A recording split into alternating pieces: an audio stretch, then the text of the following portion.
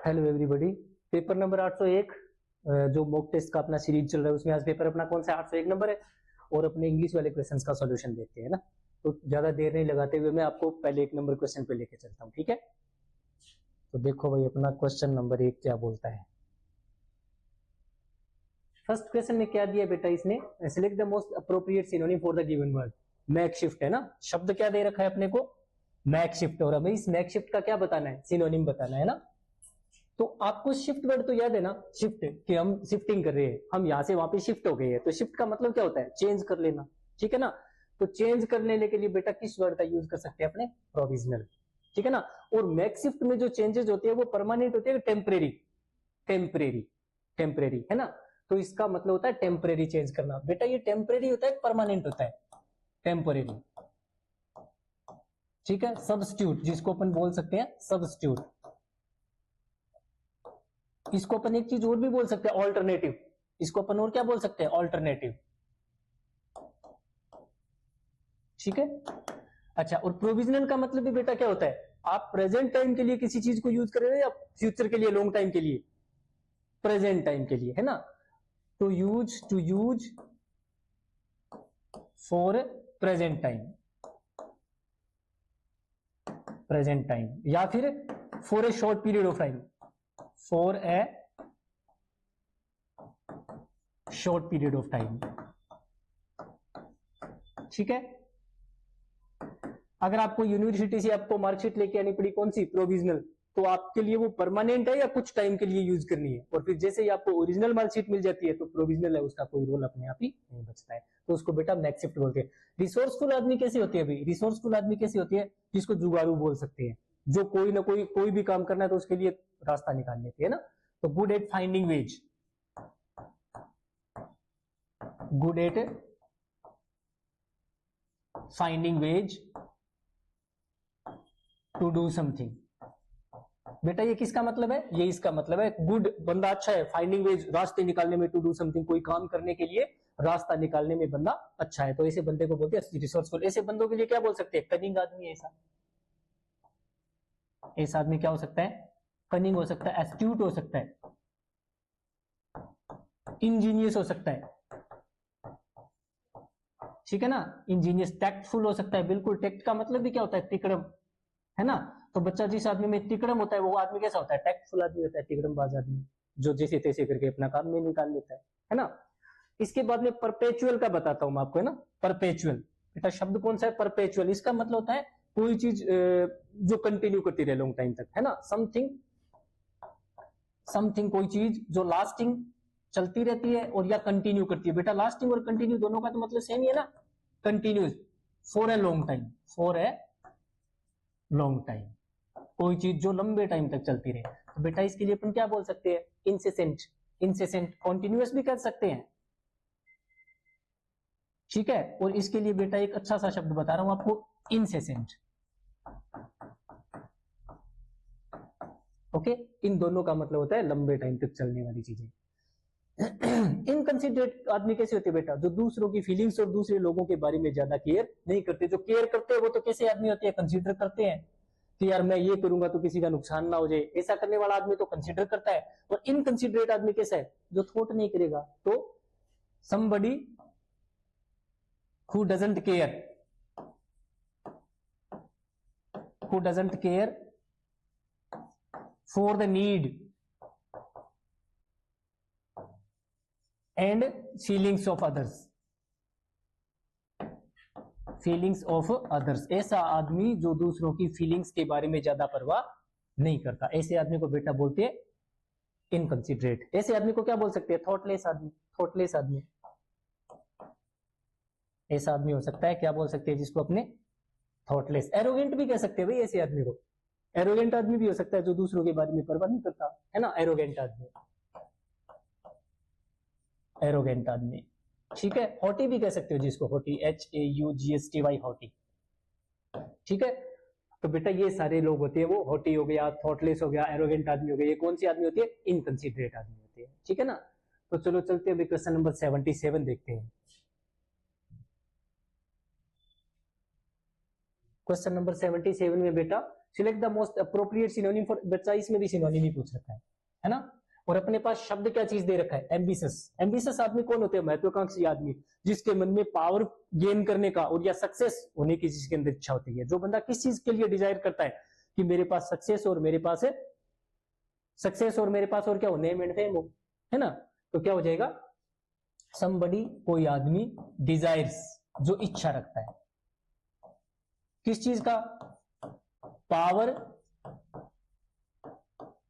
And success, ठीक है ना। ऐसा बंदा जिसके मन में किस चीज की इच्छा है कि मेरे पास पावर हो और मेरे पास सक्सेस हो, तो ऐसा आदमी कौन होता है बेटा, एस्पायर करता है, ठीक है ना। ऐसा बंदा कौन होता है, एस्पायरिंग आदमी होता है। ऐसे इसके लिए अपन किस शब्द का यूज कर सकते हैं, एस्पायरिंग। ऐसे शब्द के लिए अपन यूज कर सकते हैं इसके लिए एस्पायरिंग,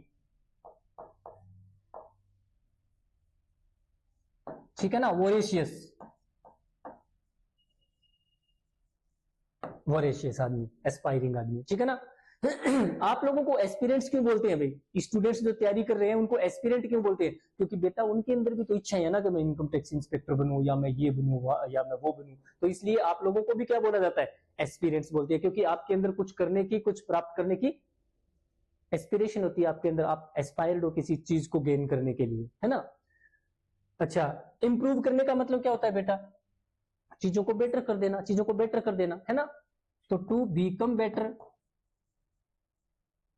बीकम मतलब हो जाना, और बेटर है तो अच्छा, और या बना देने को भी कह सकते हैं। अगर आपने किसी चीज को बेहतर बना दिया तो भी इंप्रूव, तो इसको टू मेक भी कह सकते हो, to make something better, to make बना देना, और एसटी का मतलब समथिंग, किसी चीज को।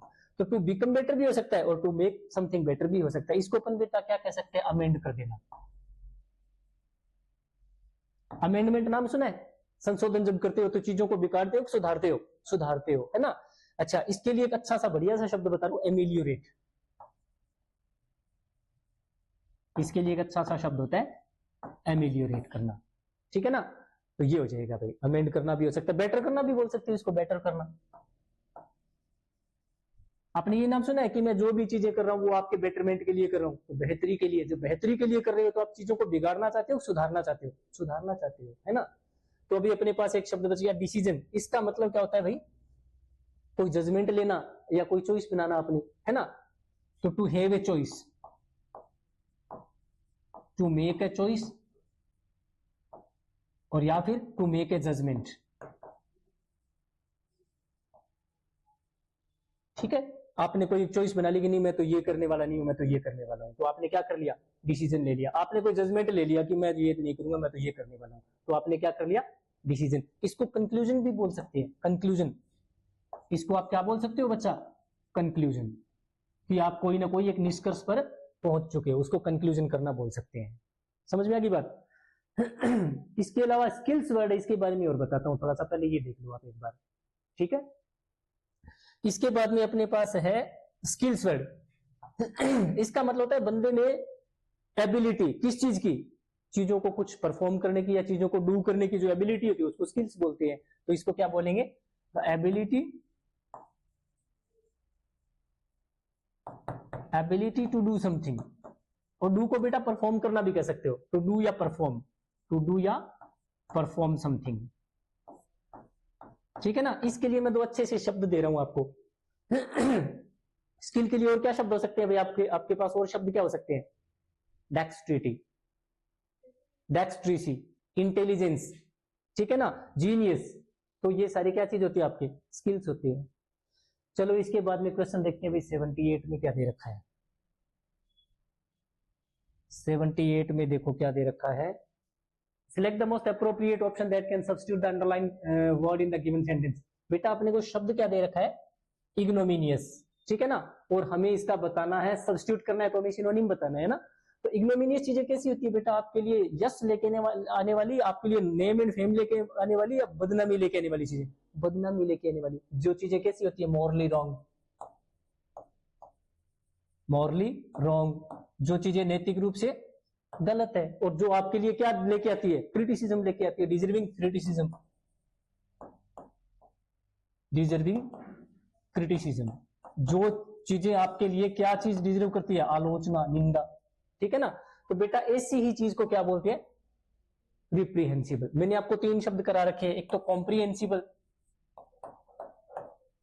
कॉम्प्रीहेंसिबल करवा रखा है, एक मैंने आपको करवा रखा है एप्रीहेंसिबल, एक मैंने आपको करवा रखा है एप्रीहेंसिबल, और एक मैंने आपको करवा रखा है रिप्रीहेंसिबल। बच्चा ऐसे मैंने 3 शब्द और भी करवाए हैं, रिप्रीहेंड, कॉम्प्रीहेंड और एप्रीहेंड। इसी प्रकार मैंने 3 और करवाए, रिप्रीहेंसिव, कॉम्प्रीहेंसिव और एप्रीहेंसिव। तो ये शब्द जरूर याद रखो आप, ठीक है ना। अच्छा, इसके लिए रिप्रीहेंसिबल चीज भी वही होती है जो आपके लिए नाम लेके आए या बदनामी लेके आए। तो इसके लिए अपन कह सकते हैं नोटोरियस, नोटोरियस, ठीक है। कैलुमनी, इसके लिए अपन एक शब्द यूज कर सकते हैं कैलुमनी, कैलुमनी, इसके लिए अपन यूज कर सकते हैं वर्ड कैलुमनी, कैलुमनी, कैलुमिनियस, ठीक है ना। अच्छा, इबल जिसमें लगा हुआ है एडजेक्टिव है, तो कैलुमनी को क्या बना देंगे, कैलुमिनियस बना देंगे। क्या बना देंगे एडजेक्टिव के रूप में, कैलुमिनियस, कैलुमिनियस, कैलुमिनियस, ठीक है ना। रिप्रोचेबल, रिप्रोच का मतलब भी क्या होता है, भर्त्सना करना, क्रिटिसाइज करना, है ना। तो इसको बोल सकते हैं अपने, क्या बोल सकते हैं, रिप्रोचेबल, रिप्रोचेबल, रिप्रोचेबल। बेटा कमेंडेबल होगा या कंडेमेबल होगा, कंडेमेबल। कमेंडेबल है तो प्रशंसा के लायक है, और बुराई करने के लायक है तो वो कंडेमेबल हो जाएगा। तो इसको अपन कंडेमेबल भी बोल सकते हैं, कंडेमेबल, कंडेमेबल भी बोल सकते हैं, ठीक है ना। अच्छा, अम्यूजिंग चीजें कैसी होती है भाई, अम्यूजिंग चीजें कैसी होती है, अम्यूजिंग, जो आपके चेहरे पे स्माइल या हैप्पीनेस लेके आ जाए, लॉफ्टर लेके आ जाए, है ना। तो समथिंग दैट कॉजेज स्माइल और लाफ, कोई चीज जो आपके चेहरे पे क्या लेके आ जाए, हंसी या मुस्कुराहट लेके आ जाए, ठीक है ना। तो इसके लिए अम्यूजिंग के लिए अपने शब्द कौन से यूज कर सकते हैं भाई, फनी। कैसी चीज है बेटा वो, फनी। कैसी चीज है वो, entertaining.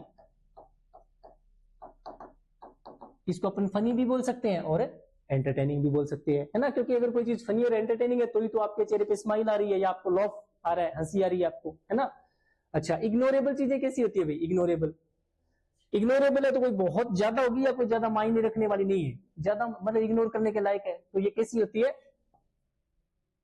Things that have some importance और नॉट इंपॉर्टेंस, जिनका कोई बहुत ज्यादा महत्व नहीं रखती। तो इनसिग्निफिकेंट, इनसिग्निफिकेंट, ठीक है। और बेटा इंपॉर्टेंट होगी या अनइंपॉर्टेंट होगी, अनइंपॉर्टेंट हो जाएगी, अनइंपॉर्टेंट हो जाएगी, अनइंपॉर्टेंट, ठीक है।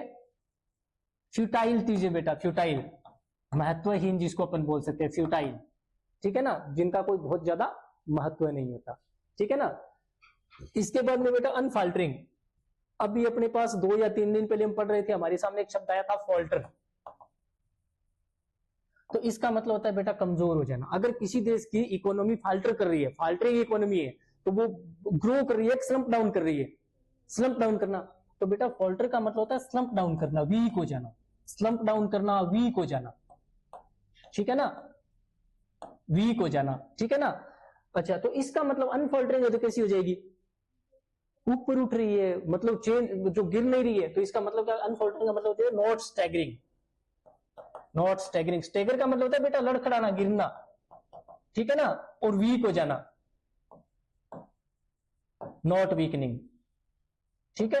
तो बच्चा जब फाल्टरिंग है तो कैसी होगी, स्टेगर कर रही है, वीक कर रही है। और जब साथ में अन लगा दिया तो मैं इधर क्या लगा दूं, साथ में नोट लगा दूं, नॉट स्टेगरिंग और नॉट वीकनिंग, ठीक है ना। इसके लिए मैं 2 अच्छे से शब्द बता रहा हूं भाई, आपको ध्यान रखने। आपको अनफॉल्टरिंग के लिए आपको 2 शब्द लिखा रहा हूं बच्चा। वो शब्द क्या चीज है, अनफ्लिंचिंग, अनफ्लिंचिंग, ठीक है ना। और एक शब्द होता है बेटा अनरिमिटिंग। रिमिट करने का मतलब सरेंडर कर देना, रिमिट करने का मतलब गिव अप कर देना, सरेंडर। और अनरिमिटिंग है तो डटा हुआ है, जो डटा हुआ है, तो क्या हो जाएगा इसके लिए, अनरिमिटिंग, अनरिमिटिंग। अच्छा बेटा, कोई अगर स्टेड है तो, स्टेड है तो डटा हुआ है ना। तो क्या बोल सकते हैं इसको, स्टेडी। इसको स्टेड फास्ट भी बोल सकते हैं, स्टेड फास्ट, स्टेड फास्ट यानी अपनी जगह पे जो डटा हुआ है, फॉल्टर नहीं कर रहा, जो स्लंप डाउन नहीं कर रहा, उसको बोलते हैं अनफॉल्टरिंग। तो बेटा ये तो चारों हो गए, अनफॉल्टरिंग हो गया, रिप्रेहेंसिबल भी हो गया, अम्यूजिंग भी हो गया और इग्नोरेबल भी हो गया। चलते हैं क्वेश्चन नंबर 79 देखते हैं भाई। क्वेश्चन नंबर 79 में देखो, select the option that can be used as one word substitute for the underline group of words. बेटा इसके लिए हमें देखना है वन वर्ड। तो an organization that raises money for a particular cause, है ना, कोई एक WHO है, वो आप समझ गए, वर्ल्ड हेल्थ ऑर्गेनाइजेशन, वो एक ऑर्गेनाइजेशन है जो कर क्या रहा है, रेज मनी, जो पैसे इकट्ठे कर रहा है, रेज इकट्ठे करना, और मनी है तो पैसा, तो रेज करने का मतलब क्या हो गया, इकट्ठा करना, और फंड का मतलब क्या है, मनी, तो बेटा क्या नाम हो जाएगा, फंड रेजर हो जाएगा। ठीक है ना। फंड रेजर क्या होता है, कोई व्यक्ति भी हो सकता है और इंस्टीट्यूट भी हो सकता है जो पैसे इकट्ठे करता है, डोनेशन, लेकिन आम जनता से या आम जनता से, तो इसका मतलब हो जाएगा वन हु। और बेटा वन हु की जगह बंदा नहीं, ऑर्गेनाइजेशन भी हो सकता है जो क्या करता है, कलेक्ट्स मनी और डोनेशंस, कहां से बेटा, आम जनता से, फ्रॉम पब्लिक। बेटा इसी नाम के लिए एक नाम और होता है, क्राउड फंडिंग। आम जनता से पैसा लिया जाता है कि भाई ये एक समस्या आ गई है, उस आदमी के साथ ये समस्या आ गई है, प्लीज हेल्प करो, तो उसके लिए आप आम जनता से पैसा इकट्ठा कर रहे हो, तो बेटा उसको क्या बोलते हैं, क्राउड फंडिंग। और क्राउड फंडिंग करने वाला बंदा या संस्था कौन होती है, फंड रेजर होता है, वो फंड रेजर होता है। ठीक है ना। वॉलंटियर, कोई आदमी सेवाएं दे रहा है, हेल्प कर रहा है, बदले में उसको कुछ चाहिए या नहीं चाहिए, है ना, तो वन हु, एक आदमी जो ऑफर्स हेल्प, फोर्स करने पर या विलिंगली अपनी मर्जी से, विलिंगली। ठीक है ना। और बदले में इसको कुछ मिलता है कि नहीं मिलता, without being paid for it, without being paid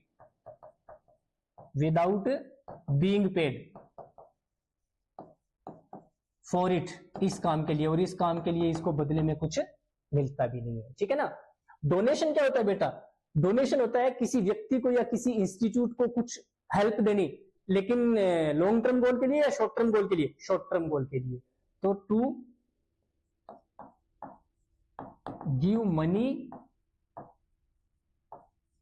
और हेल्प।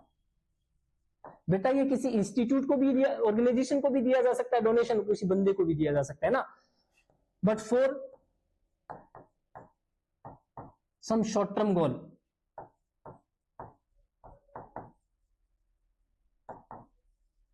ठीक है। चैरिटी क्या है बेटा, ये भी वही चीज है, लेकिन लॉन्ग टर्म गोल के लिए। ठीक है ना। जैसे कोई बाढ़ पीड़ित, कोई एरिया में बाढ़ आ गई और आप लोगों को चंदा दे रहे हो, तो बेटा वहां पर आप चैरिटी कर रहे हो, डोनेशन कर रहे हो। डोनेशन मतलब आपको कोई बंदा बीमार है यार, इसके ऑपरेशन में 5 लाख रुपए खर्चे होने वाले यार, इस बंदे के पास कुछ है नहीं, तो हम उसको डोनेशन दे रहे हैं, चैरिटी डोनेशन कर रहे हैं, कंट्रीब्यूशन दे रहे हैं। इसका मतलब होता है कंट्रीब्यूशन करना, इसका मतलब होता है कंट्रीब्यूशन देना लोगों को। ठीक है ना, कंट्रीब्यूशन। लेकिन चैरिटी क्या होती है, लॉन्ग टर्म गोल। जैसे यूनिसेफ है, यूनेस्को जैसी संस्थाएं जो काम चला रही है, वो किसके लिए चला रही है, वो डोनेशन है, वो चैरिटी है, क्योंकि वो आने वाले 100 साल आगे की सोच के चल रहे हैं, 50 साल आगे की सोच के चल रहे हैं, तो बेटा वो और ऐसे इंस्टीट्यूट्स को भी चैरिटी बोल सकते हैं। WHO जैसी इंस्टीट्यूट है ना, उनको भी क्या बोल सकते हैं, चैरिटी बोल सकते हैं उनको। जो ट्रस्ट चल रहे हैं, और अगर वो दान में, चंदे में चल रहे हैं, तो वो कैसे ट्रस्ट होते हैं, चैरिटेबल ट्रस्ट। नाम सुना है आपने, चैरिटेबल ट्रस्ट, तो बेटा वो लॉन्ग टर्म गोल लेकर के चल रहे होते हैं। ठीक है ना। तो चलो देखते हैं question number 80।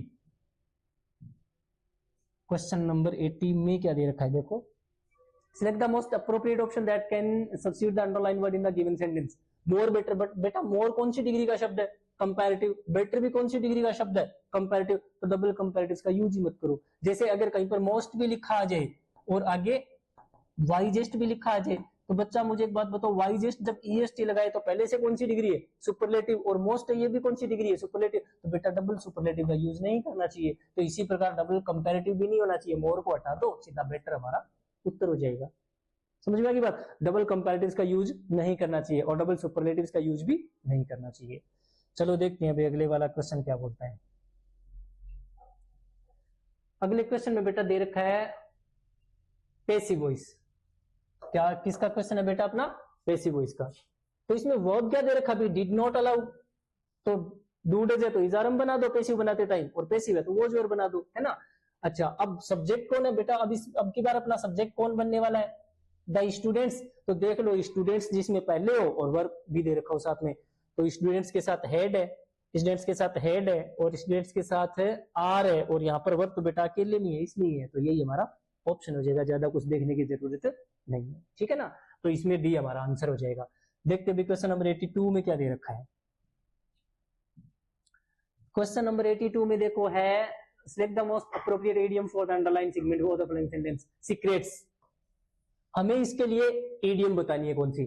ins and outs, कोई आदमी है और आपको उसकी जितनी ins है तो अंदर की बातें, बाहर की बातें, अंदर की बातें, और बेटा आउट्स है तो बाहर की बातें, सब चीजों का पता लग जाए, मुझे पता है तेरे घर में क्या चल रहा है, तेरा बाहर लोगों के साथ क्या चल रहा है, तो हमें उसकी किन चीजों का पता चल गया, सारे सीक्रेट्स का पता चल गया, तो बेटा इसका आंसर हो जाएगा ये वाला।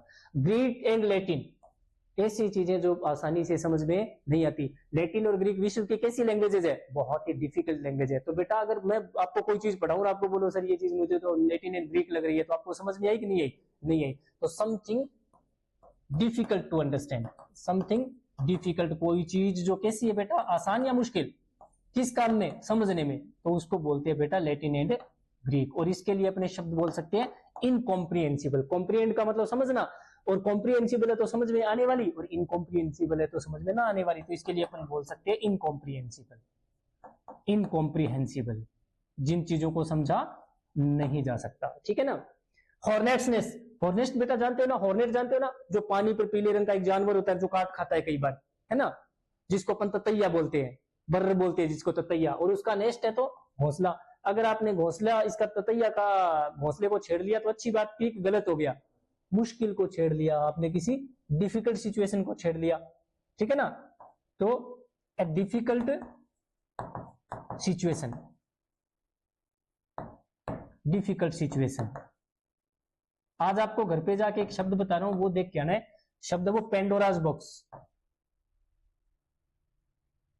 पेंडोराज बॉक्स बेटा ये एक ईडियम है, ये चेक करनी है आज घर पे जाके, ठीक है ना। अच्छा, long and short, long and short, किसी पूरी राम कथा बात पढ़नी, या मतलब संक्षेप में किसी चीज को बता देना, ठीक है ना। तो इसका मतलब होता है इन ब्रीफ, इन ब्रीफ, संक्षेप में, किसी चीज की समरी या जिस्ट, किसी चीज की समरी या किसी चीज का जिस्ट। तो बेटा ये सारांश होता है, या मतलब 3 घंटे की मूवी देख के और 5 मिनट में उसकी पूरी आपने वो समरी सुना दी, तो उसको बोलते हैं लॉन्ग एंड शॉर्ट। जिसको बोल सकते हैं ब्रीफ में कोई चीज, या जिसको बोल सकते हैं समरी, और या जिसको बोल सकते हैं जिस्ट। बेटा ये एस है, यहाँ पे जिस्ट हो जाएगा। समझ में आ गई बात। तो देखते हैं क्वेश्चन नंबर 83 में क्या दे रखा है। क्वेश्चन नंबर 83 में बेटा दे रखा है इसने, the following sentence has been split into 4 segments, identify segment that grammatical error, error वाला पार्ट है बेटा ये, है ना। तो दे रखा है Washington Irving's writing career started at the tender age of 19 when he joined his brother Peter's newspaper the Morning Chronicle as journalist. Age के बाद बेटा ए लगाओ, एज ए, एज के बाद में क्या लगाओ, एज ए जर्नलिस्ट। किसके रूप में, एक पत्रकार के रूप में, तो बेटा ए लगाओ, यहाँ पे ए का यूज करना पड़ेगा। हाँ एक चीज बताता हूं, थोड़ा ध्यान दो। द विलेजर्स elected him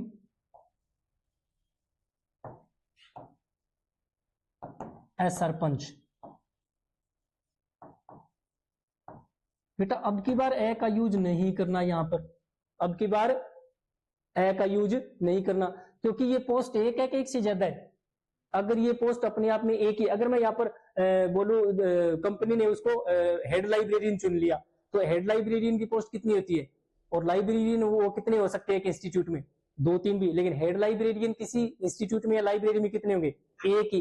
तो बच्चा अगर वो पोस्ट उस जगह पर एक ही है तब तो ए का यूज मत करो, और अगर वो पोस्ट एक से ज्यादा है तो कर सकते हो। जैसे क्लर्क चुन लिया किसी को तो ए क्लर्क हो सकता है, अपॉइंट कर दिया, दे अपॉइंटेड हिम ए क्लर्क, लेकिन हेड क्लर्क है तो कितने होंगे। तो जब एक ही पोस्ट है तो उसके साथ ए का यूज मत करो। अब यहाँ पर क्या चीज है, कोई न्यूज़पेपर है, कोई न्यूज़पेपर है, और न्यूज़पेपर में चुना क्या है, जर्नलिस्ट है। तो बच्चा न्यूज़पेपर में जर्नलिस्ट एक ही होता है कि एक से ज्यादा भी हो सकते हैं, तो इसलिए आपको यहाँ पर किसका यूज करना चाहिए, एज के साथ में ए का। और अगर ये एडिटर की होती है, हेड एडिटर होता तो, मुख्य संपादक होता तो, चीफ एडिटर होता तो, किसी भी न्यूज़पेपर के चीफ एडिटर कितने होते हैं, एक ही। तो अगर ये एक ही पोस्ट होती तो हम यहाँ पर ए का यूज नहीं करते थे। समझ में आ गई बात। तो अपना आंसर कौन सा आ जाएगा बेटा इसमें, है सी में, ये देखो एज के बाद में हमें यहाँ पर क्या लगाना पड़ेगा, ए का यूज करना पड़ेगा। समझ में आ गई बात। चलो देखते हैं क्वेश्चन नंबर 84 में क्या दे रखा है। क्वेश्चन नंबर 84 में सेंटेंस इसमें दे रखा है भाई, ये तो पैराग्राफ हो गया अपना PQRS वाला है ना, PQRS है इसमें, या ABCD जिसको पैराजंबल, जिसको अपन क्या बोल सकते हैं, पैराजंबल। बेटा पैराजंबल में देखो यहाँ पर है इजाबेल, इसके बाद में फॉलोइंग इट, अब किसको फॉलो कर रहा है, इट का यूज किसके लिए हो रहा है, आफ्टर दैट, इसके बाद किसके बाद हमें नहीं पता, सी थॉट, अब सी का यूज किसके लिए हो रहा है, यहाँ पर भी सी दे रखा है, ये किसके लिए यूज हो रहा है। तो बेटा सबसे पहले देखो ये वर्ब है, इस काम को करने वाला कौन है ना, इजाबेल, है ना, इजाबेल। तो यहाँ पर ये किसी का नाम आ गया कि नहीं आ गया, इजाबेल। अब हमें कैसे पता चला कि ये बंदा है, क्योंकि ये वर्ब है और इस वर्ब को करने वाला कौन है, कोई सब्जेक्ट है, सब्जेक्ट है तो या कोई नाउन है या कोई प्रोनाउन है ना। तो बेटा ये किसी का नाम है, ये पहले आ जाएगा, और जो सी वाले शब्द है, ये सी वाला और ये सी वाला ये बाद में आएंगे, क्योंकि नाउन पहले और प्रोनाउन का यूज बाद में होता है। तो बेटा इसमें ए से शुरू होने वाले ऑप्शन कितने है भाई, एक ही है, तो बस यही हमारा आंसर हो जाएगा, ठीक है ना। तो इसने क्या किया, इसने एक स्ट्रेंज रैबिट देखा, फिर सी फाउंड ए डोर, फिर इसको एक दरवाजा मिला, ठीक है ना। इसके बाद क्या किया, उसको एक अजीब सा सेंसेशन फील हुआ, और उसके बाद में क्या हुआ, she thought it was that as if she was in a dream. उसको उस सेंसेशन के दौरान उसको ऐसे महसूस हुआ जैसे कि वो किसी सपने में है। उसको क्या महसूस हुआ, एक अजीब सी सेंसेशन, और उस सेंसेशन के दौरान उसको महसूस कैसा हुआ, जैसे कि वो किसी ख्वाब में है, किसी सपने में है। समझ में आ गई बात। तो इसके बाद में देखते हैं क्वेश्चन नंबर 85 में क्या दे रखा है। क्वेश्चन नंबर 85 में बेटा क्या दे रखा है, ये देखो फिल इन ब्लैंक दे रखा है अपने को ना। तो after the rain stop, rain stop करने के बाद एयर स्मेल फ्रेश, एयर में खुशबू कैसी आ रही है, fresh and clean. And the sun, sun क्या कर रहा है, स्टेयर आउट कर रहा है, और स्टेयर आउट का हमें क्या बताना है, एंटोनिम। बेटा जब आप किसी को स्टेयर करते हो और या गेज करते हो, तो आप थोड़ी देर के लिए देखते हो या लंबी देर के, काफी देर के लिए, टू लुक एट समबडी, हाँ टू लुक एट समबडी या something for a long time, for a long time. अब इन दोनों में अंतर क्या है, जब आप स्टेयर करते हो तो रूड होता है, स्टेयर का यूज करो तो सेंटेंस नेगेटिव सेंस देना चाहिए या पॉजिटिव सेंस, नेगेटिव, क्योंकि किसी को स्टेयर करना अच्छी बात है, बुरी करना बुरी बात है ना। तो ये बैड सेंस का वर्ड है, ये बैड सेंस में यूज होगा, ठीक है ना। और अगर आप किसी को एप्रिसिएशन के निहाल हो जाओ देख के, वाओ मेरा बच्चा क्या परफॉर्म कर रहा है, वाओ क्या मेरा बच्चा डांस कर रहा है ना, तो अब आप उसमें क्या है, इसमें एप्रिसिएशन का भाव है एक तरह से, इसमें किस चीज का भाव है, एप्रिसिएशन का, ठीक है ना। इसमें एक तरह से क्यूरियोसिटी का भाव भी कह सकते हो आप, जिसमें उत्सुकता है, ये भाव है। और अगर रूडनेस जैसी चीज हो तो रूडनेस हो, ठीक है ना। लस्ट का भाव हो, लस्ट का, किसी को आपने लस्ट दृष्टि से देखा, सेक्सुअल दृष्टि से देखा, तो भी आप उसकी तरफ क्या कर रहे हो, स्टेयर कर रहे हो, ठीक है ना। अच्छा, तो सबसे पहले मुझे एक चीज बताओ, जब आप स्टेयर कर रहे हो तो आपने थोड़ी देर के लिए देखा कि ज्यादा देर के लिए, लंबे देर के लिए। और बेटा पीक का मतलब होता है किसी खिड़की आदि के ओट से थोड़ी सी देर के लिए इसे देखना, है ना। तो इसका मतलब होता है टू लुक, इसको ग्लांस भी कह सकते हो, ग्लांस, इसको आप क्या बोल सकते हो, ग्लांस। और इसको कह सकते हो टू लुक एट समबडी और something from behind something, behind something. अगर आप खिड़की आदि के ओट में होकर किसी को थोड़ी सी देर के लिए देखते हो तो उसको क्या बोलते हो, पीक करना। तो बेटा स्टेयर का उल्टा क्या हो जाएगा, पीक हो जाएगा, ज्यादा देर के लिए देखना, और इसका मतलब होता है थोड़ी देर के लिए देखना, है ना। और इसके लिए ये भी कह सकते हो to throw a glass at someone, at somebody, at somebody भी कह सकते हो, समथिंग भी कह सकते हो, एट समबडी या समथिंग। और ग्लांस का मतलब शॉर्ट टाइम के लिए होगा या लॉन्ग टाइम के लिए, शॉर्ट टाइम के लिए।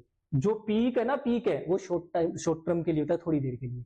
अच्छा, स्पाई का मतलब क्या होता है भाई, इस स्पाई का मतलब क्या होता है, जासूसी करना, इसका मतलब होता है जासूसी करना, ठीक है ना। इसका मतलब क्या हो जाएगा, जासूसी करना। अपना क्वेश्चन रह गया ऑब्जर्व करना, एक तो शब्द क्या है, ऑब्जर्व करना, स्पाई करना और सर्वे करना। सर्वे किसको बोलते हैं बेटा, लोगों के बिहेवियर या ओपिनियन का स्टडी करना, है ना। कहते हैं ना हमने उस एरिया में जाकर के सर्वे किया, तो इसमें क्या होता है, study, the study of peoples opinion और बिहेवियर, ओपिनियंस और बिहेवियर भी कह सकते हो, समझ में आ गई बात? अगर लोगों की ओपिनियन या बिहेवियर का अध्ययन कर रहे हो तो आप क्या कर रहे हो? सर्वे कर रहे हो। और जमीन का भी हो सकता है survey. Survey careful examination of a piece of land, किसी जमीन के टुकड़े का भी सर्वे कर सकते हो। आपके यहाँ पर पानी निकल सकता है, यहाँ पे पेट्रोल निकल सकता है, डीजल निकल सकता है, तो बेटा उसको भी सर्वे करना बोल सकते हैं, ठीक है ना। ऑब्जर्व करने का मतलब होता है watch, to watch carefully, watch करना चीजों को, कैसे? बहुत ध्यान से, ठीक है ना, उसको कहते हैं ऑब्जर्व करना। स्पाई मतलब जासूसी करना। बेटा आप चोरी चोरी किसी बंदे को देख रहे हो, लेकिन खबर निकालने के लिए, कोई खबर, ये बंदा यहाँ पर क्यों आया है, किस मकसद से आया है, तो आप उस बंदे पर क्या कर रहे हो? स्पाई कर रहे हो। और स्पाई का मतलब ही क्या होता है बेटा? जासूसी। स्पाई का मतलब क्या होता है? जासूस। आज आपको घर पे जाके एक शब्द देखना है, एस्पियनेज। आज आपको ये घर पे शब्द देखना है, एस्पियनेज का मतलब क्या होता है? जासूसी, है ना। तो इसका मतलब होता है टू लुक या वॉच सीक्रेटली, ठीक है ना। सीक्रेटली किस काम के लिए? टू एलिसिट इंफॉर्मेशन, खबर निकलवाने के लिए। या टू हैव या गेट भी कह सकते हैं, टू हैव या गेट, टू गेट इंफॉर्मेशन, किसी से कोई सूचना प्राप्त करने के लिए उसको चोरी चोरी देखना है, तो आप उसको क्या कर रहे हो? स्पाई कर रहे हो उस बंदे पे, ठीक है ना। देखते हैं क्वेश्चन नंबर 86 में क्या है भाई। क्वेश्चन नंबर 86 में क्या दे रखा है भाई? फिर ये अपने को ब्लैंक दे रखा है, और इन चारों में से क्या दे रखा है? डेवलपर है, डेवलप ईआर लगा रखा है, तो डेवलप करने वाले वो ओल्ड बिल्डिंग्स को क्या कर रहे हैं? जो साइट पर है उनको क्या कर रहे हैं? To make way for new construction, करना क्या चाहते हैं? नया कंस्ट्रक्शन। तो इसके लिए ओल्ड बिल्डिंग को क्या किया जाएगा? डेमोलिश किया जाएगा बेटा, डेमोलिश किया जाएगा, पुरानी वाली बिल्डिंग को गिराया जाएगा, ध्वस्त किया जाएगा। तो वो क्या कर रहे हैं? ध्वस्त कर रहे हैं। रेज किसको बोलते हैं? किरणें। रे का मतलब होता है straight beam of light. Beam का मतलब होता है किरण, किस चीज की? लाइट की। स्ट्रेट बीम ऑफ लाइट, इसको बेटा बीम भी कह सकते हो, और इसको स्ट्रीक भी बोल सकते हो। किरण को आप स्ट्रीक भी कह सकते हो, ठीक है ना। ये रेज शब्द ही नहीं होता। और इस रेज का मतलब होता है ऊपर उठाना किसी चीज को, टू लिफ्ट समथिंग, आप किसी चीज को ऊपर उठाना, उसको बेटा क्या बोलते हैं? रेज करना। जैसे अंपायर आउट देता है किसी खिलाड़ी को, तो उंगली ऊपर, कोई सवाल उठाते हो तो आप रेज करते हो सवाल को, है ना। इसके बाद में क्वेश्चन नंबर 87 में देखो क्या है भाई। क्वेश्चन नंबर 87 में क्या दे रखा है इसमें बेटा? ये फिर से अपना PQRS आ गया भाई, पैराजंपल आ गया, है ना। तो the new movie was highly anticipated by fans of the franchise as the lights dimmed, the movie began और the movie theater was packed with people eager to see। अच्छा एक बात बताइएगा मुझे, अगर आप कभी सिनेमा हॉल में गए हैं तो यहाँ पर एक शब्द देखो, लाइट्स डिम, और इसके बाद में द मूवी बिगेन। बेटा इन दोनों में से पहले क्या होता है भाई? मतलब मूवी चल शुरू होती है तो पहले लाइटें क्या कर जाती है? डिम हो जाती है, और उसके बाद में मूवी शुरू हो जाती है। तो बेटा एक बात श्योर हो गया कि बी के बाद में क्या जाएगा? बी के बाद में सी जाएगा। तो बी के बाद में सी वाले ऑप्शन कितने हैं बेटा? बी के बाद सी वाला एक तो ये रहा, और एक बी के बाद में सी वाला ये रहा। अच्छा अब देखते हैं, ए या तो सेंटेंस ए से शुरू होगा, और या सेंटेंस किससे शुरू होगा? बी से शुरू होगा। तो बेटा बी के शुरुआत में तो एज दे रखा है, कंजंक्शन, ये तो होगा नहीं शुरुआत में, तो फिर किससे शुरू कर देते हैं? ए से शुरू कर देते हैं। तो यही हमारा आंसर हो जाएगा। नई मूवी के बारे में क्या था? लोगों को एंटिसिपेशन था कि जबरदस्त मूवी होने वाली है, ठीक है ना। इसके बाद में क्या हुआ? मूवी थिएटर है वो पैक हो गया, मूवी थिएटर है वो जनता से किससे हो गया? पैक हो गया। उसके बाद में क्या हुआ? लाइटें डिम हो गई, और इसके बाद में क्या हुआ? मूवी शुरू हो गई। तो ये हमारा सीक्वेंस बन जाएगा, ठीक है ना। क्वेश्चन नंबर 88 देखते हैं बच्चा, इसमें क्या दे रखा है। तो देखिए अगला अपना जो क्वेश्चन 88 है बच्चा, वो किसके बारे में है? करेक्टली स्पेल्ड वाला। तो शब्द इसमें सभी में सस्पिशियन, हमें सस्पिशियन का सही स्पेलिंग देखना है। तो बच्चा ये शब्द बना हुआ है सस्पेक्ट से, किससे बना हुआ शब्द है? सस्पेक्ट, है ना। हमें इसमें जोड़ना है ION, ठीक है ना। तो क्या हो जाएगा? यहां तक तो ये शब्द सेम ही है।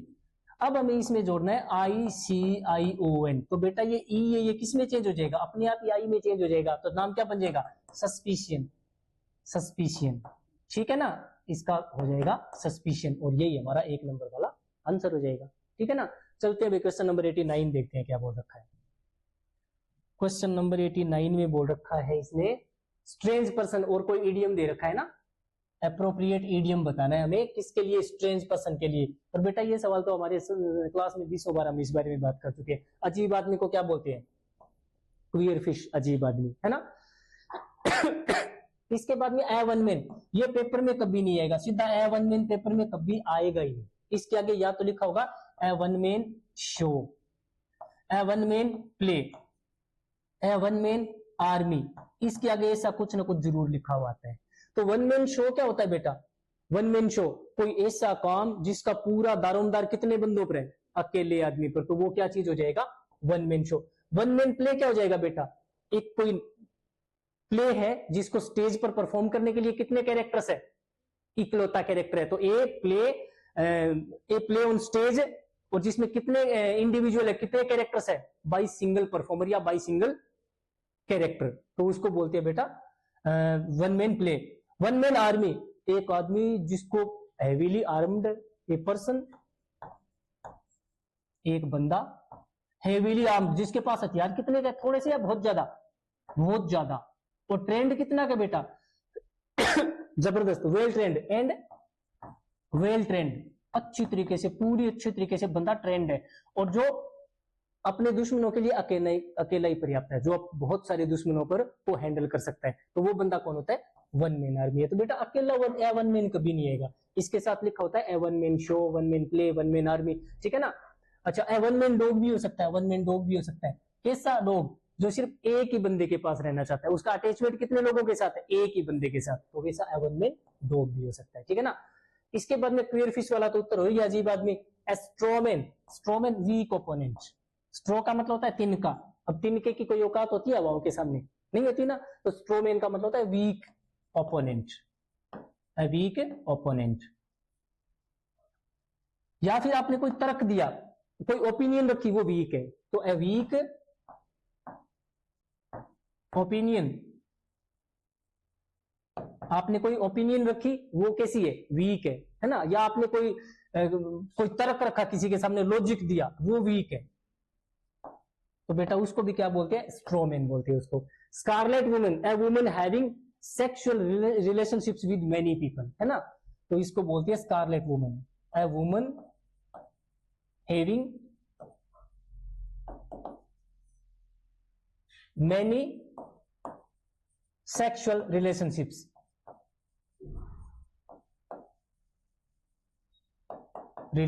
उसको बेटा बोलते हैं स्कारलेट वुमन, ठीक है ना। अच्छा, इसके लिए आप कौन से शब्द का यूज कर सकते हो? इसके लिए और कौन से शब्द हो सकते हैं? प्रोस्टिट्यूट, इसको आप बोल सकते हो प्रोस्टिट्यूट। और इसको आप बोल सकते हो कॉर्टिसन, इसको आप कॉर्टिसन भी बोल सकते हो। बेटा 4-5 वर्ड्स दे रहा हूं, आज घर पे जाके जरूर देखने हैं, ठीक है। तो जैसे एक शब्द होता है अमेजन, ठीक है, हेरिडन, हेरिडन, वीरेगो, जेंटिफी,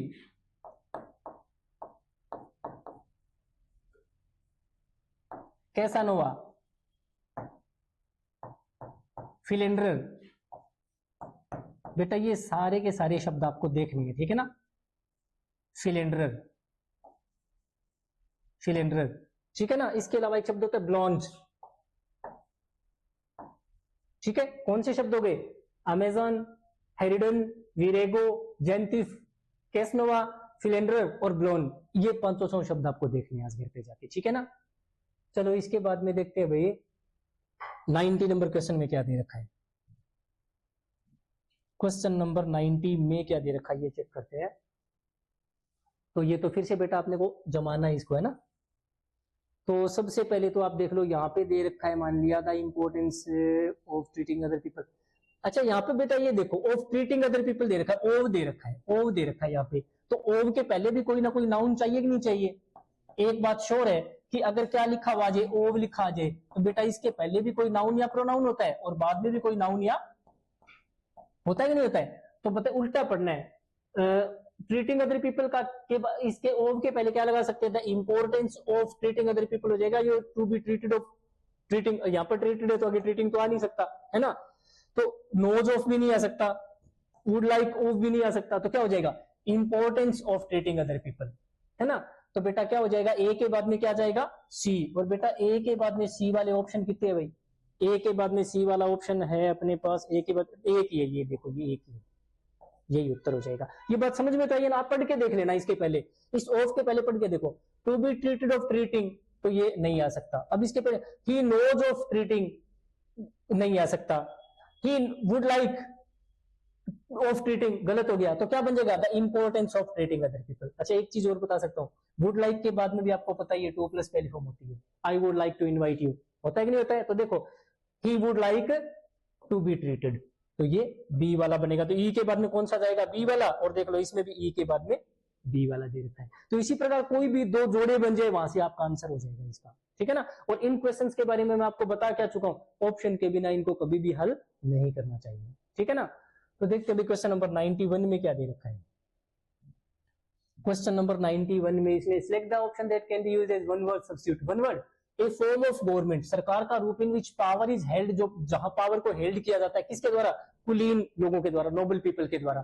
तो बेटा नोबल पीपल के द्वारा एरिस्टोक्रेसी होती है, सीधी सी बात है। ये दोनों क्या होते हैं, डेमोक्रेसी और रिपब्लिक कौन होती है, गवर्नमेंट बाय इलेक्टेड रिप्रेजेंटेटिव्स, जब जनता के चुने हुए प्रतिनिधियों की सरकार होती है बेटा वो क्या होती है, डेमोक्रेसी, और या जिसको अपन क्या बोल सकते हैं, रिपब्लिक, ठीक है ना। और अगर नोबल पीपल के द्वारा है तो वो एरिस्टोक्रेसी होती है, ये मैं आपको लिखा चुका हूं, डेमोक्रेसी है, मोनोक्रेसी है, थियोक्रेसी है, ऑटोक्रेसी है, ठीक है ना। ऑथोरिटेरियन क्या है, टोटलिटेरियन क्या है, डेस्पोटिक क्या है, डेस्पोट क्या है, ये सारी चीजें मैं आपको ऑलरेडी लिखा चुका हूं, ठीक है ना। तो चलो चलते हैं क्वेश्चन नंबर 92 देखते हैं बेटा। क्वेश्चन नंबर 92 में क्या दे रखा है भाई, एपिडेमिक, ठीक है ना। The world health organization has finally issued guidelines to prevent the spread of the कोविड-19 एपिडेमिक। एपिडेमिक कौन किसको बोलती है भाई, ये देखो किससे बना हुआ है, एपी और प्लस डेमिक। डेमिक किससे बना है, डेमोस, डेमोस का मतलब पीपल, और एपी का मतलब अप, बहुत सारे लोगों के ऊपर जो इंपैक्ट डाले, जो बहुत सारे लोगों के ऊपर प्रभाव डाले, वो बीमारी क्या होती है, एपिडेमिक होती है। तो बेटा इसमें कहां लिखा है, लार्ज नंबर ऑफ पीपल भी आ गए और एनिमल्स भी आ गए जो सफर करते हैं from the same disease at the same time, तो यही अपना एपिडेमिक हो जाएगा। और इसके लिए मैं 2 शब्द दे रहा हूं आपको, हालांकि मैं आपको नोट डाउन करवा चुका हूं लेकिन दोबारा बताना चाहूंगा, एक तो पेंडेमिक, एक तो पेंडेमिक और एक एंडेमिक, एंडेमिक, और एक तीसरा नाम क्या है, एपिडेमिक। तीनों के अंतर देखने आज जाकर के आपको, ठीक है ना। तो चलो देखते हैं क्वेश्चन नंबर 93 में क्या दे रखा है। नेक्स्ट क्वेश्चन अपना क्या बोल रहा है, the professor assigns the homework every week, और करना क्या है, हमें इसका पैसिव वॉइस बनाना है बेटा, है ना।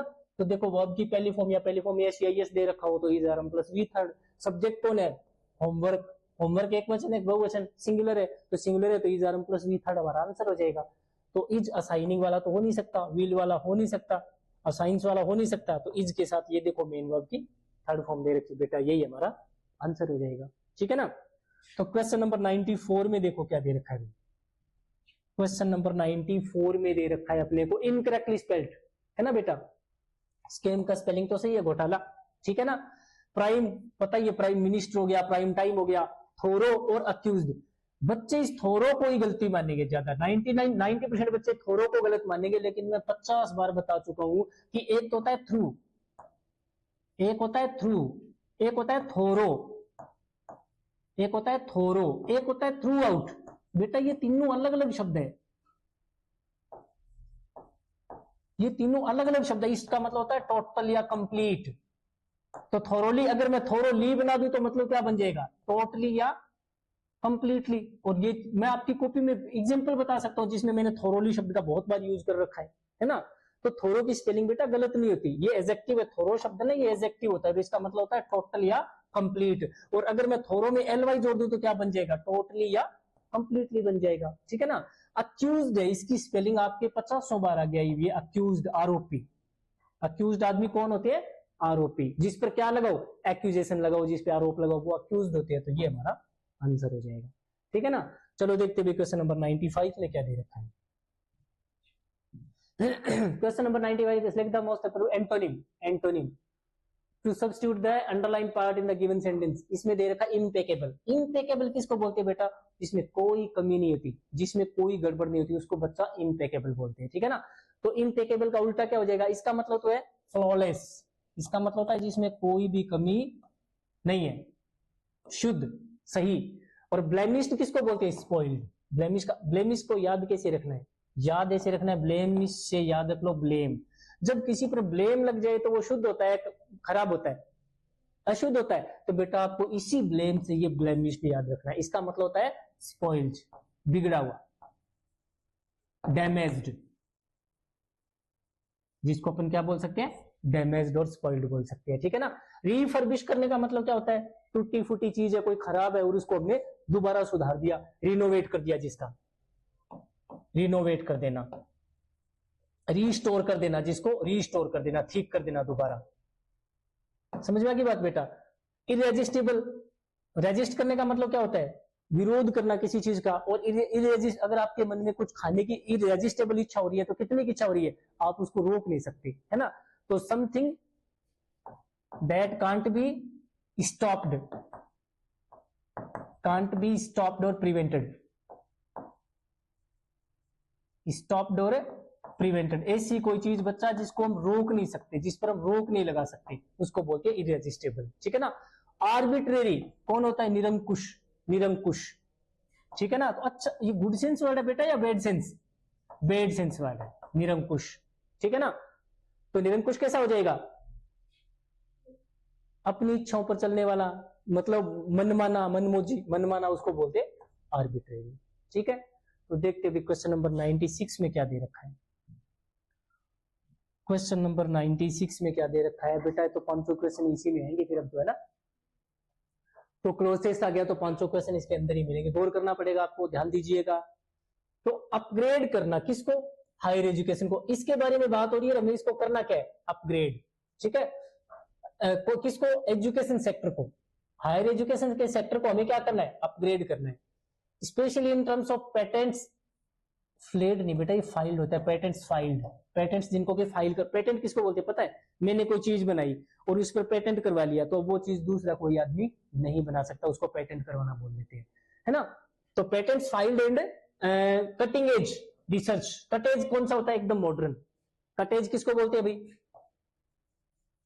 कटेज का मतलब होता है, कटिंग एज का मतलब होता है, इसका मतलब होता है मॉडर्न, एडवांस्ड, लेटेस्ट। इसका मतलब होता है कटिंग एज का मतलब होता है मॉडर्न और एडवांस्ड, एकदम एडवांस्ड उसको बोलते हैं। तो सुनो, अपग्रेड करना है हमें हाई एजुकेशन सेक्टर को और कटिंग एज रिसर्च आउटपुट के लिए। तो ये क्या चीज है भाई? इंप्रूव करने के लिए। अगर हमें इंप्रूव करना है इंडियाज ग्लोबल रैंकिंग, हमें इंप्रूव किसको करना है? इंप्रूव किसको करना है? इंडिया की ग्लोबल रैंकिंग को। तो हमें जो अपग्रेड करना है हायर एजुकेशन सेक्टर को करना पड़ेगा। हमें क्या करना पड़ेगा? जो इंडिया का जो एजुकेशन सेक्टर है उसको हमें क्या करना पड़ेगा? अपग्रेड करना पड़ेगा। किस काम के लिए? इंप्रूव करने के लिए, ग्लोबल रैंकिंग को। अगर इंडिया की ग्लोबल रैंकिंग में सुधार करना है तो ये काम करना कैसा है? अपग्रेड करना अनरिक्वायर्ड है, डिजर्विंग है, फुलफिलिंग है या एसेंशियल है? बहुत जरूरी है। जरूरी है तो क्या लिखेंगे? एसेंशियल हो जाएगा, एसेंशियल, ठीक है ना। एसेंशियल हो जाएगा, एसेंशियल किसी काम में जरूरी। अच्छा, ये दोनों शब्द कट जाएंगे। अनरिक्वायर्ड का मतलब तो होता है जरूरी नहीं है, जबकि ये तो जरूरी है। फुलफिलिंग का मतलब परिपूर्ण करने वाला। परिपूर्ण करने वाला अभी है कहां से? अभी तो हमें इंप्रूव करना है, तो फुलफिलिंग अभी कहां से हो गया, है ना। तो या तो वो डिजर्विंग है और या एसेंशियल है। डिजर्विंग क्यों नहीं आ सकता? अगर डिजर्विंग आता तो इसके साथ क्या आता? फिर ओ आना चाहिए। डिजर्विंग के साथ किस वर्ड का यूज करते हैं? ओ का यूज करते हैं। तो बेटा क्या आ जाएगा? एसेंशियल है ना। तो अगर हमें इंप्रूव करना है, इंडिया का ग्लोबल रैंकिंग को इंप्रूव करना है, तो हमें एजुकेशन सेक्टर को अपग्रेड करना हमारे लिए एसेंशियल है, बहुत ज्यादा जरूरी है। अब देखते हैं अगले पार्ट में क्या बोल रखा है। इसके बाद में देखो क्या बोला इसने, आर सस्टेनेबल डेवलपमेंट। अब कैसा है भाई? आर डेवलपमेंट, हमारा डेवलपमेंट। अब वो डेवलपमेंट किस चीज का करना है? हमें सोशल करना है, साइकोलॉजिकल करना है, इकोनॉमिक करना है, पॉलिटिकल करना है। जब आपको इंडिया की ग्लोबल रैंकिंग सुधारनी है तो यहां पर बात इंडिया के इकोनॉमी की बात हो रही है, कि पॉलिटी की बात हो रही है, सोसाइटी की बात हो रही है, साइकोलॉजी की बात हो रही है। साइकोलॉजी का तो कोई मतलब ही नहीं है, यहाँ पर कोई मनोविज्ञान की बात थोड़ी ना हो रही है, यहाँ पर कोई समाज और सोसाइटी की बात थोड़ी ना हो रही है, यहाँ पर राजनीति की बात थोड़ी हो रही है, बात यहाँ पर इकोनॉमी की हो रही है ना। तो अगर हमें इकोनॉमिक डेवलपमेंट करना है तो डिपेंड करता है ऑन ह्यूमन रिसोर्सेज। किन पर डिपेंड करता है? मानव संसाधन पर, मानव संसाधन पर। इसके बाद में देखते हैं क्या दे रखा है भैया आगे। इसके बाद में क्या दे रखा है? A quality higher education base is essential. ये देखो भैया एसेंशियल इसमें यहाँ पर खुद नहीं दे रखा है, यहाँ पर देखो एसेंशियल आ ही रहा है ना। तो quality higher education base is essential किस काम के लिए? To reap the full benefit. Reap का मतलब काटना, फुल बेनिफिट पूरा फायदा उठाना। Of our demographic dividend. हमारे पास डेमोग्राफिक डिवाइडेंड, ये डिवाइडेड नहीं है बेटा, डिवाइडेंड शब्द होना चाहिए पर डिवाइडेड। डिवाइडेंड का मतलब होता है प्रॉफिट। डिवाइडेंड का मतलब किसी चीज में हमें जो बेनिफिट मिलता है उसको डिवाइडेंड बोलते हैं। तो हमारे पास जो डेमोग्राफिक डिवाइडेंड है, भारत के पास मतलब जो मानव संसाधन है उसकी कमी है, बहुत ज्यादा है। मानव संसाधन की जनसंख्या बहुत ज्यादा है, इंडिया में दुनिया जहां के यंगस्टर्स है, तो हमारे पास मानव संसाधन कम नहीं है, बहुत ज्यादा है। और अगर हमें इसको क्या करना है, इसका पूरा फायदा उठाना है। In higher education, higher education में the strategies of the 12th plan, जो 12वीं योजना बनी है। 12th प्लान मतलब जो 12वीं योजना है उसमें स्ट्रेटेजी है किस चीज के लिए? स्ट्रेटेजी क्या चीज है भाई? आगे इसने क्या दे रखा है? ओन दे रखा है, ओन दे रखा है। तो ओन इसमें से किसके बाद में आएगा? अंडरस्टैंड ओन होता है, अटेंड ओन होता है, या डाइवर्ट ओन होता है, या फोकस ओन होता है। किसी चीज पर आप क्या करते हो इनमें से? ओन है तो फोकस करते हो। किसी चीज पे आप फोकस करते हो तो फोकस के साथ किसका यूज होता है? ओन का यूज होता है। इनमें से ओन का यूज किसके साथ होगा? इस फोकस के साथ यूज होता है, यूज होता है ना। तो जो हमारी 12वीं योजना है, 12वीं जो पंचवर्षीय योजना है वो क्या कर रही है? फोकस कर रही है किस पर? On technical education, distance learning, quality research, infrastructure, faculty, ये स्पेलिंग थोड़ा गलत हो गया, फैकल्टी, एंड करिकुलम कंटेंट। इन सारी चीजों पे फोकस हमारी जो 12th प्लान है, 12वीं नीति है, जो 5 वर्षीय योजना होती है ना, उनकी बात हो रही है। तो वो किस चीज पे फोकस कर रही है भाई? इन चीजों पे, technical education, distance learning, quality research, इसके अलावा infrastructure, faculty and curriculum content. अच्छा, इसके बाद में क्या दे रखा है? आगे देखते हैं इसके अगले वाले क्वेश्चन में क्या दे रखा है। तो यहाँ पर ये अपना वही फुल स्टॉप लग गया, ये सेंटेंस हो गया अपना, यहाँ पे आते आते पूरा हो गया सेंटेंस, है ना। अब बोला है इसने एफर्ट्स, अब इसने बोला है एफर्ट्स। अब वो एफर्ट्स कैसे होने चाहिए? सस्टेन होने चाहिए, कोऑर्डिनेटेड होने चाहिए, कॉम्प्रोमाइज होने चाहिए, गैदर्ड होने चाहिए। किसके द्वारा है वो एफर्ट्स? ऑफ द गवर्नमेंट और गवर्नमेंट डिपार्टमेंट्स और प्राइवेट सेक्टर। अलग हो रहे हैं, मिल रहे हैं दोनों। जब एंड लगा रखा है तो प्राइवेट सेक्टर और जो ये गवर्नमेंट डिपार्टमेंट है, ये जब एंड लगा रखा है तो ये मिल रहे हैं, अलग हो रहे हैं। और जब 2 या 2 से ज्यादा मिलकर लोग काम करते हैं तो इनमें से चारों में से कौन सा काम होता है उनके बीच में? जब 2 या 2 से ज्यादा लोग आपस में मिलकर काम करते हैं तो उनके बीच में क्या होता है? कोऑर्डिनेशन होता है। उनके बीच में क्या होता है? कोऑर्डिनेशन। सुना है ना कि यार यहाँ पर काम अच्छा नहीं हो रहा क्योंकि यहाँ पर काम करने वाले लोगों के बीच में कोऑर्डिनेशन अच्छा नहीं है। तो कोऑर्डिनेट करने का मतलब ही क्या होता है? 2 या 2 से ज्यादा लोगों का साथ काम करना, मिलकर काम करना। तो यहाँ पर वो एफर्ट्स कैसे होंगे बताओ?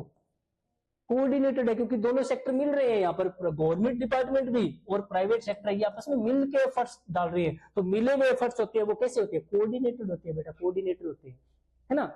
तो coordinated efforts of the government departments and the private sector are needed, जरूरी है। सरकार के और प्राइवेट सेक्टर के जो एफर्ट, सामूहिक प्रयास है वो जरूरी है। किस काम के लिए?